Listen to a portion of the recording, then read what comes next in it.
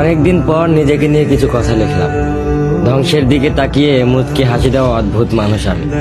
হয়তো আমি পাগল, হয়তো অনুভূতির ভিতরে কোন এক গভীর অতল দুঃখ বাসা বেঁধেছে, তবুও নিজেকে জোর করে হাসাতে শিখে গেছি। যেদিন ভেতরটা একবারে ভেঙে গিয়েছিল, সেদিনও বাইরে থেকে এক চিলতে হাসি মুখে নিয়ে সবার সামনে দাঁড়িয়েছিলাম। কষ্টগুলোকে আমি বন্ধু বানিয়েছি, একাকিত্বকে আপন করে নিয়েছি। মানুষ ভাবে আমি হয়তো সুখী, শক্ত, নির্লিপ্ত, কিন্তু তারা জানে না প্রতি রাত আমার এক একটা লড়াই। নিজেকে নিজেই বুঝিয়ে রাখি তুই ভালো আছিস, অথচ আমি জানি আমি ভালো নেই। ভেঙে যাচ্ছে প্রতিদিন একটু একটু করে, আর এই ধ্বংস হওয়াটাকে যেন ভালোবেসে ফেলেছি। আমি সেই মানুষ যে হার মানার আগে হাসে, কারণ জানি কান্না দেখিয়ে লাভ নেই। পৃথিবী শুধু শক্তদের মনে রাখে, দুর্বলদের নয়।